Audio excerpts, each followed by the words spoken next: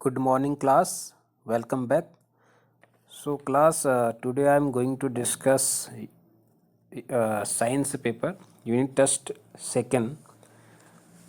तो इसमें जो क्वेश्चन थे आपके पास आज मैं पूरा टोटल डिस्कस करने वाला हूँ, राइट। कि इनके प्रॉपर आंसर कौन से होंगे, कैसे होंगे, राइट। तो केमिस्ट्री मैं देख लेता हूँ यहाँ पर। तो केमिस्ट्री में जो पहला क्वेश्चन था आपके पास वो था name the process by which components of colloidal solution separated. ठीक है, तो जो कोलोइडल सॉल्यूशन होता है आपको ये पता होना चाहिए कि जो कोलोइडल सॉल्यूशन कितने प्रकार के होते हैं, 3 प्रकार के मेनली। ठीक है, tube solution, colloidal solution, suspension, right. तो यहाँ पर and colloidal solution.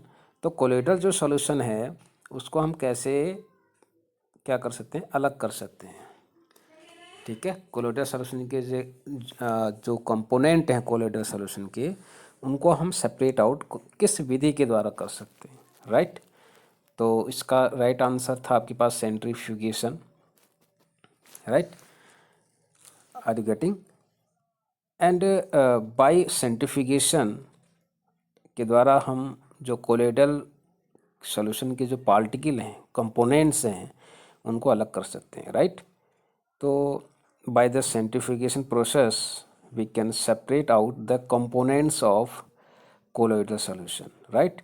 And the process employs the principle that particles that are dense, right, settle at the bottom, whereas the lighter particle stay at the top when spun rapidly, right. जब भी हम solution को क्या करेंगे, rotate करेंगे, घुमाएंगे, तो इसका प्रिंसिपल क्या है कि इसका किस बेस पर ये काम करता है। जो हैवी पार्टिकल होते हैं, राइट, वो तो नीचे बैठ जाते हैं, जबकि जो हल्के पार्टिकल होंगे कोलोइडल के वो क्या होंगे, राइज अप करेंगे। लाइटर पार्टिकल जो होंगे वो टॉप में आ जाते हैं, राइट। तो इस तरीके से हम जो पार्टिकल हैं, इसके कंपोनेंट हैं, उनको अलग कर सकते हैं। इसी प्रोसेस का नाम सेंट्रीफ्यूगेशन है। इसका बेसिक जो थीम है, ये जो इसका जो प्रिंसिपल है, इसके पीछे का जो सिद्धांत है वो यही है कि जो हैवी पार्टिकल होते हैं they can settle down, and जो लाइटर पार्टिकल होते हैं वो क्या होते हैं, stay at the top, right. तो यहाँ पर आपको एक वर्ड लिखना था, सेंट्रीफ्यूगेशन।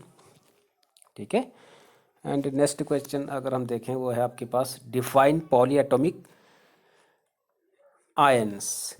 ठीक है, और आपको इसमें क्या देना था, एक एग्जाम्पल भी देना था। ठीक है, पॉली एटॉमिक आयन। ठीक है, पॉली का मतलब क्या होता है, मैनी, बहुत सारा है। ठीक है, पॉली मीन्स बहुत सारे। ठीक है, यहाँ पर क्या है, पॉली एटॉमिक का मतलब है बहुत सारे आयंस, राइट। और poly atomic ions is an ion composed of more than one atom. ठीक है, अगर मैं खाली Cl माइनस लिखूँ तो ये मोनो एटॉमिक आयन है। ठीक है, या Br माइनस लिखूँ तो ये भी क्या है, मोनो एटॉमिक आयन है। या मैंने H प्लस लिखा तो मोनो एटम है, क्योंकि एक ही एटम के पास क्या है, चार्ज है। ठीक, तो हमारे पास बहुत सारे ऐसे आपके पास ग्रुप ऑफ एटम होते हैं जिनके पास चार्ज होता है। ठीक है, बहुत सारे एटम जब मिलकर उनमें चार्ज होता है, ठीक है, तो उन्हें कहते हैं पॉली एटॉमिक आयंस। और मैं आपको एग्जांपल देना चाहूँगा, जैसे अमोनियम है, राइट। अगर अमोनियम की बात करें तो NH4, अमोनियम का फॉर्मूला क्या होता है, NH4 प्लस, राइट। और उसी प्रकार के आपके पास फॉस्फाइट है, PO3 3 माइनस। ठीक है, पॉलीएटॉमिक है। देखो यहाँ पर क्या है, मेरे पास अमोनियम में क्या है, अमोनियम में आपके पास एक N है, ठीक है, और 3 क्या है आपके पास, हाइड्रोजन एटम है, राइट। तो ammonia ions consist of 1 nitrogen and 4 hydrogen atom, right. तो we have a number of polyatomic ions. Specially अगर हम क्लास 9th लेवल की बात करूँ तो हमारे पास एसिटेट आयन है, CH3 CO माइनस, ये भी पॉलीएटॉमिक्स हैं। इसमें कार्बन देखिए, हाइड्रोजन 3 देखिए, ठीक है, और कार्बन 2 हैं, ऑक्सीजन कितने हैं, 2 हैं। राइट। कार्बोनेट की बात करूँगा, CO3 पर 2-, तो ये भी क्या है, पॉलीएटॉमिक आयंस है। ठीक है। आर्सेनेट है, ASO3 है आपके पास। आर्सेनेट मीन्स ASO3 पर आपका 3-। तो बहुत सारे एग्जाम्पल हैं, आप कुछ भी लिख सकते थे यहाँ पर। कई सारे बच्चों ने अच्छा काम भी किया है। तो पॉलीएटॉमिक आयंस से क्या होते हैं? Polyatomic ions is an ion composed of more than one atom. ठीक है। और एग्जाम्पल मैंने आपको बहुत सारे देते हैं, आप इनमें से कुछ भी, कोई भी एग्जाम्पल आप चूज कर सकते हैं। राइट। तो ये तो था आपके पास question number 2। And question number 3 क्या कह रहा है आपसे? Which of the following is a physical change. ठीक है। इसमें आपको क्लियरली दिखाई दे रहा है। पहला तो है आपके पास इवोपरेशन ऑफ एल्कोहल, ठीक, melting of ice, rusting of iron, both A and B। Right.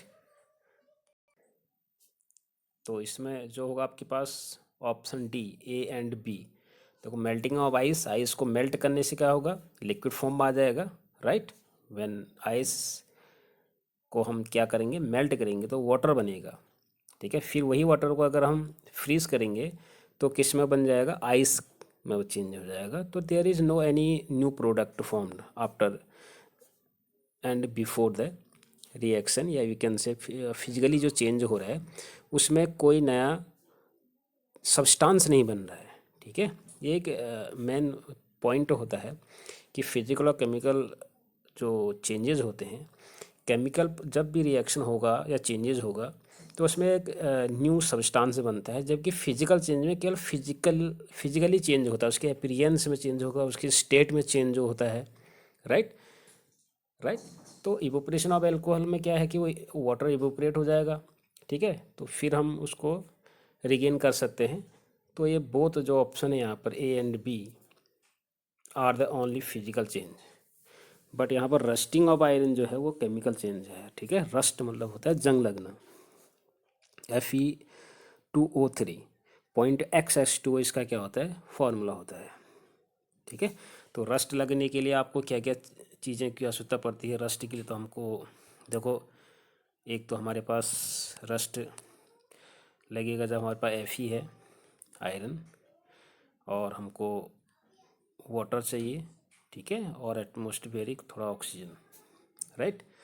तो इनसे क्या बनेगा? रस्ट बनता है, Fe2O3 पॉइंट XS2। राइट। तो रस्टिंग ऑफ आयरन क्या है आपके पास? केमिकल चेंज होता है, जबकि बाकी option A, evaporation of alcohol and melting of ice are physical change. Right. And 4th है आपके पास MCQs में, which of the following is tetra atomic molecule. Tetra atomic molecule जिसमें 4 एटम होंगे। ठीक है।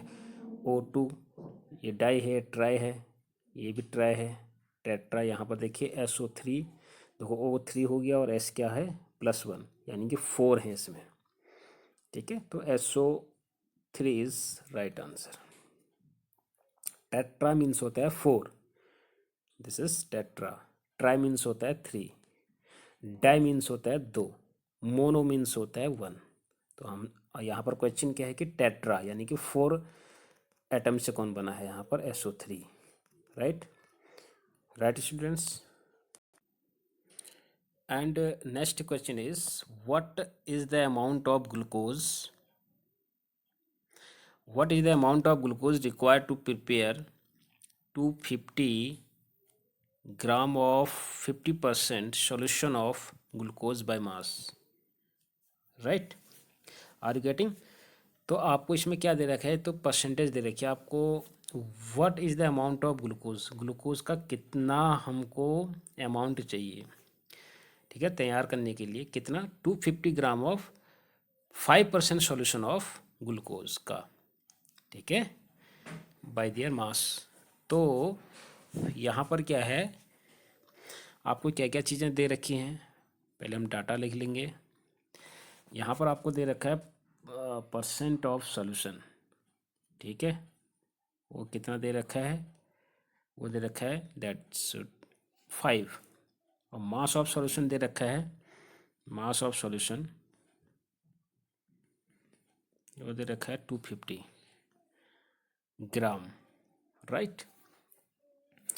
एंड परसेंटेज ऑफ सॉल्यूशन कैसे निकलेगा, परसेंटेज ऑफ सॉल्यूशन निकालेंगे तो ये होगा आपके पास mass of solute upon mass of solution into 100 करके। Again I am repeating, percentage of solution, percent of solution is equal to mass of solute upon mass of solution into 100। यानी कि हमारे पास जो डाटा है अभी तक, जो डाटा है वो मास ऑफ सॉल्यूट है 5 ग्राम एंड सॉल्यूशन दे रखा है मास ऑफ सॉल्यूशन 250, यानी कि 5 इंटू 250 अपॉन 100, ठीक है। ये कितना आएगा, ये आएगा आपके पास 12.5 ग्राम, यानी कि 12.5 ग्राम क्या होगा, हमको रिक्वायर्ड होगा, राइट।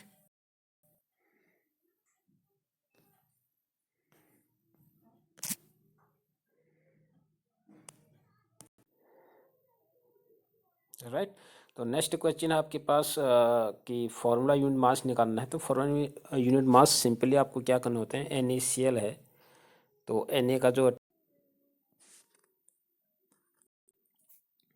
सो नेक्स्ट क्वेश्चन है आपके पास कि right the formula of following ammonium carbonate, ठीक है। तो अमोनियम, यानी कि आपको पता है कि अमोनियम का जो फॉर्मूला होता है NH4 पर प्लस होता है, यानी कि इसकी वैलेंसी 1 है, ठीक है। और कार्बोनेट CO3 पर 2 क्या होता है, इसकी वैलेंसी होती है 2 माइनस होता है, यानी कि CO3 पर 2 माइनस होता है, ठीक है। तो अब हम क्या करेंगे, क्रिस क्रॉस करेंगे यहाँ पर, इनकी जो वैलेंसी है इनको क्या करेंगे, जो चार्ज है चार्जों को हम बैलेंस करेंगे, ठीक है। तो NH4 को 2 से मल्टीप्लाई करेंगे और CO3 को 1 से, ठीक है। तो इस तरह से हमारा जो फॉर्मूला होगा वो क्या बन जाएगा, NH4 को मैंने 2 से क्या किया था मल्टीप्लाई, तो इसको होल का ट्वाइस करेंगे, ठीक है। और CO3 का 1 लिखा नहीं जाएगा, ठीक है। तो अल्टीमेटली जो आपके पास आया बन के वो आया NH4 का होल ट्वाइस, कार्बोनेट को कहते हैं CO3, right. This is the chemical formula of ammonium carbonate. Same way magnesium nitrite, ठीक है, राइट। सेम वे हम किसका फार्मूला यूज करेंगे, मैग्नीशियम नाइट्राइट का, ठीक है। मैग्नीशियम क्या होता है, मैग्नीशियम का फार्मूला होता है Mg, और Mg पर 2 क्या होता है, उसकी वैलेंसी होती है आउटरमोस्ट में कितने इलेक्ट्रॉन होते हैं, 2 इलेक्ट्रॉन होते हैं। नाइट्राइट, ठीक है, ये होता है 3 माइनस का, ठीक है। तो इसकी वैलेंसी क्या होगा 3, तो हम क्रिस क्रॉस करेंगे तो ये क्या बन जाएगा आपसे Mg3, ठीक है, Mg3N2, ठीक है। तो नेक्स्ट है आपके पास कैल्शियम हाइड्रोक्साइड। तो कैल्शियम हाइड्रोक्साइड का मतलब यहाँ पर ये है कैल्शियम Ca, इसका पर 2 चार्ज होता है, 2+ चार्ज का चार्ज होता है, और हाइड्रोक्साइड यानी कि OH पॉलीएटॉमिक आयन है, इस पर 1 होता है, ठीक है। तो हम क्रिस क्रॉस करेंगे तो CaOH का होल ट्वाइस, राइट, ठीक है। तो इस तरह से हम केमिकल फार्मूला को डिड्यूस कर सकते हैं, बना सकते हैं, राइट। तो नेक्स्ट क्वेश्चन है आपके पास, लास्ट क्वेश्चन है 8th, rubber band is a solid but it can change its shape on stretching, ठीक है। रबर बैंड इज सॉलिड है बट ये अपना क्या कर देता है, स्ट्रेचिंग करने से, जब हम खींचते हैं तो ये शेप चेंज कर देता है, ठीक है। शेप चेंज इसका हम कर सकते हैं, इसका शेप क्या हो जाएगा, चेंज कर सकते हैं, ऐसा क्यों, ठीक है। तो इसमें एक तो हम अगर सॉलिड है, आपको पता है कि सॉलिड में पार्टिकल क्या होते हैं, बहुत ही स्ट्रांगली बॉन्डेड रहते हैं, बट रबड़ वाले केसेस में क्या होता है, जो पार्टिकल होते हैं वो लूजली पैक्ड रहते हैं, लूजली बॉन्डेड रहते हैं bye the force of attraction की वजह से। अगर लूज पैक होगा, पैकिंग होगी तो हम उसको खींच सकते हैं, ठीक है, वी कैन कंप्रेस, कंप्रेस भी कर सकते हैं, ठीक है। The particle of rubber band are loosely bonded by the force of attraction, ठीक है। तो इस वजह से वो स्ट्रेचिंग करने से, खींचने से उसका शेप चेंज हो जाता है, राइट। तो आपको इस तरह के आंसर देने थे, उसका रीजन लिखना था। तो sponge is a solid yet we are able to compress. Sponge क्या होता है कि इसके अंदर जो होता है स्पेस रहता है, ठीक है, because of the presence of air cavities, जिसे हम एयर कैविटीज़ कहते हैं। तो एयर कैविटीज़ होती है इसके अंदर, तो इस वजह से क्या हो सकता है, कंप्रेस हो जाता है इजली। तो because of the presence of air cavities inside the sponge, right. तो ये क्या हो सकता है, कंप्रेस हो सकता है, राइट। तो थर्ड क्वेश्चन आपके पास, clothes dry faster on a windy day, ठीक है। जब हवा जब चलती है, तो आपको मैंने फैक्टर बताए थे affecting that the factor affecting evaporation, वहीं हम ये टर्म आया था कि ऐसे कौन से फैक्टर्स हैं जो कि इवोपरेशन, रेट ऑफ इवोपरेशन को क्या कर देते हैं, चेंज कर देते हैं। तो उनमें से एक विंड भी था। तो evaporation increases in the wind speed, right. तो particle of water vapour move away with the wind, ठीक है। तो जितनी हवा चलेगी उस हिसाब से जो वाटर वेपर होगा वो भी क्या होगा, हवा के साथ दूर होते जाएगा, हवा के साथ निकल जाएगा। तो और कपड़े जो होंगे वो जल्दी क्या हो जाएंगे, सूख जाते हैं विंडी डे में भी, ठीक है। संडे में तो होगा ही होगा। और जब ठीक है, तो हवा के साथ अगर इंक्रीज करेगी, स्पीड बढ़ेगी हवा की, ठीक है, तो इवोपरेशन भी क्या होगा, तेज होगा, ठीक है। तो this is one of the factor. तो ये थे कुछ क्वेश्चन आपके, जिनका जो प्रॉपर आंसर था वो मैंने आपको बताया है। तो आपको क्या करना है कि सारे आंसर अपनी फेयर कॉपी में आपको नोट डाउन करने हैं, ठीक है। एक बार फिर से केमिस्ट्री वाली कॉपी में आपको ये सारे काम फिर से करना है, ठीक है माय डियर स्टूडेंट्स। तो till then goodbye, have a nice day.